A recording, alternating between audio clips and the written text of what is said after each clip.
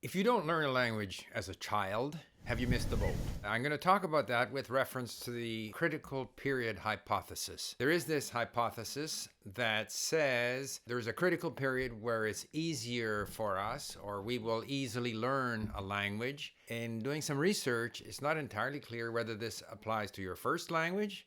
In other words, if you grow up as a feral child and have no access to a language, have you missed the boat? Will you then never ever be able to learn the language? And there's some evidence that this is the case. Or does this critical period hypothesis apply to learning a second language? And there's a lot of debate amongst linguists, people who study linguistics and so forth. So I want to kind of try to simplify what I understand of this discussion, partly because I don't understand all the details. I'm going to leave links to some of the studies that I've looked at on this subject. But the questions that arise in my mind are, first of all, how long is this critical period? If in fact there is a period where we are better able to learn languages, whether it be our first language or our, a second or other languages, how long is this period? I had learned that it was like before the age of 5 or 6. Some people say, no, it's up to puberty. And now there's a study out of MIT where they analyzed over 500,000 people over a long period of time and found that this period where it is easier to learn languages could be up to the age of 17 or 18. So there's some dispute as to how long this period is. There are some arguments about lateralization in the brain or some other explanations based on the evolution of our brains, which would account for the fact that it's easier at an early stage. Obviously, the less information or the less language-specific information is in the brain, the greater the number of options, it seems to me, logically, and therefore it's easier to acquire new languages, whereas later on we kind of become stuck in a certain pattern, and therefore we're less open to or less flexible when it comes to acquiring new sounds and so forth and so on. But that's just my sort of assumptions. So if we say, okay, there is a period up to the age of 18. So right off the bat, we can say, if you are an anxious parent that wants to make sure that your child learns another language, you don't have to put him into a Chinese preschool in order to make sure that they can eventually learn Chinese. They will have an opportunity to learn it later on. My impression is that children learn more quickly, but that's just an observation. If this study of hundreds of thousands of people indicated that that period lasts up until the age of 18, then we needn't be so concerned about giving early exposure to kids.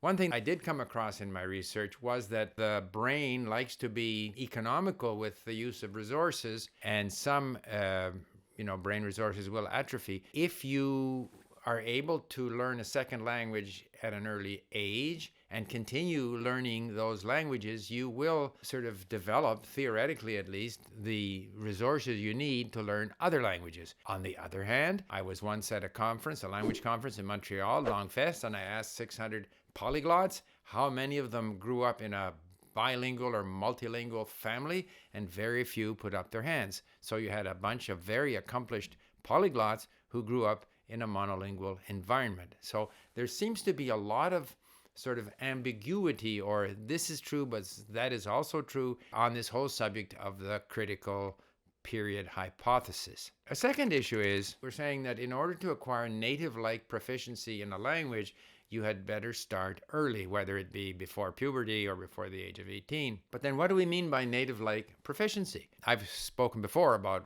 how this is to some extent a futile goal, that very few people achieve it. But how do we define it? How do we define how proficient we need to be in a language? And what are the skills? Like, obviously, there's a differential. I think by and large, younger children tend to be better at acquiring the sounds of a second language, pronouncing the language well. How much of that is because the brain is better at learning it? How much of that is because the child is less inhibited in imitating the new language? I don't know. I know that, and I've mentioned this several times before, my father who is originally from Czechoslovakia, had a vast vocabulary in English, was completely competent in English, lived in Canada for 30 years, but he never improved his accent, his pronunciation. Improved in the sense of getting closer to native-like pronunciation.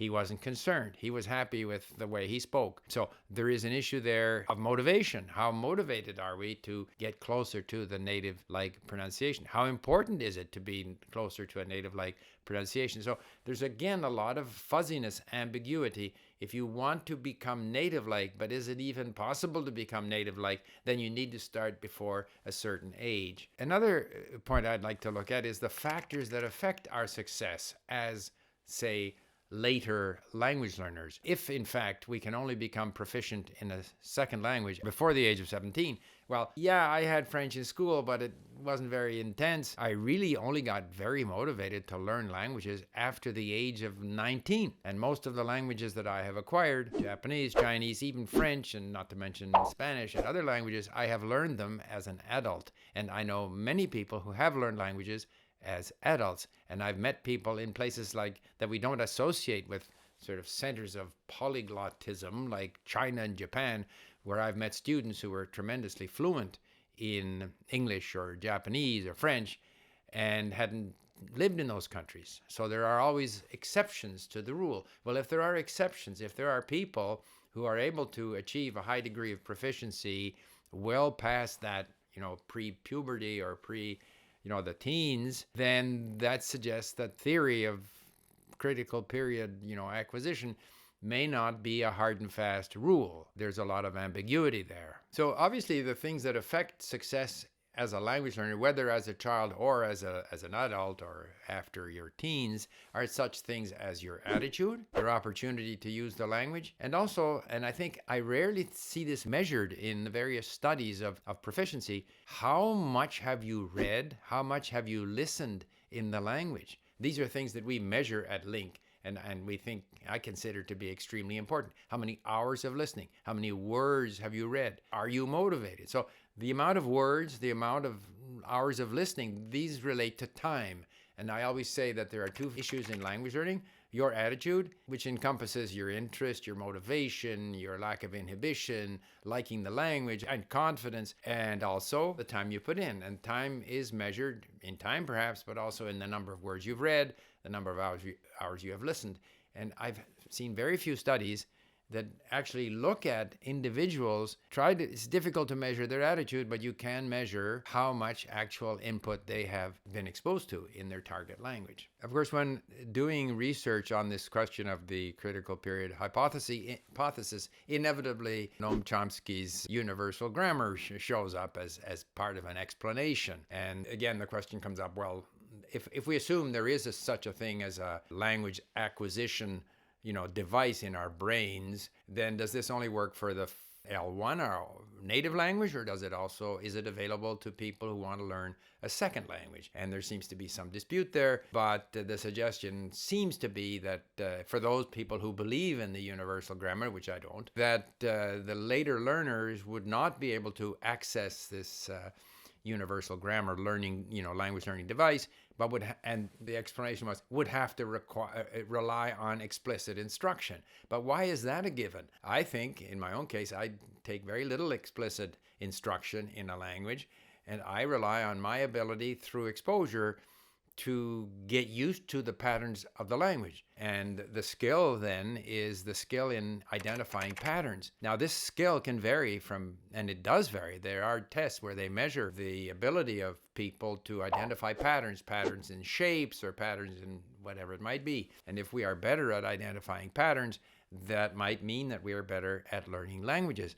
All of which we can do without reference to the universal grammar, like a language-specific pattern recognizing ability. Just the general ability to recognize patterns is enough, and if we have the right attitude, put in enough time, maybe we can avoid a lot of explicit instruction. There is a tremendous bias in a lot of the sort of linguistic research to explicit instruction, as opposed to measuring the amount of exposure language learners have to the language. Now, explicit instruction may not be necessary, but your attitude implies explicit desire to learn the language. Obviously, a child may not have that explicit desire to learn the language because the child will be naturally exposed to the language and absorb it, whereas the later learner would have to have a stronger, desire to learn the language. So the final point is, does it really matter And I end up feeling like it doesn't matter if we are better at learning languages at age 8 or 18 or 15 or 25, we can still learn. We may end up pronouncing better than some people or less well than some people or with a larger vocabulary or better comprehension. Does any of this really matter? Obviously, it can matter if you would like to give your child a better chance of learning other languages.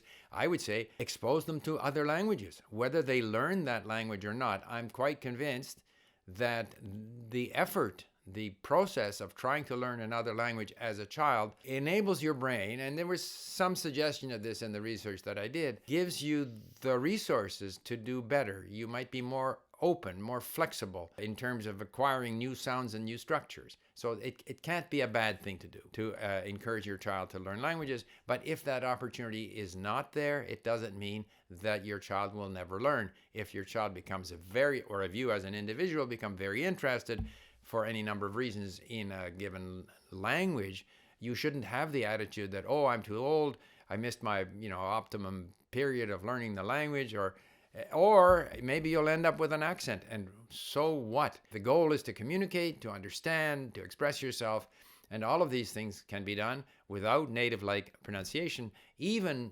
with non-native-like structures. And I've mentioned before that even very fluent speakers of, say, English, who might be Swedish or German, they will betray somewhere structures, patterns that come from their native language or from another language that they know.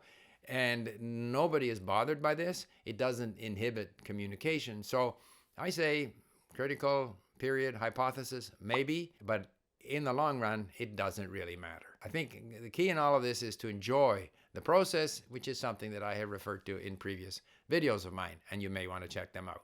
Thank you for listening. Bye for now.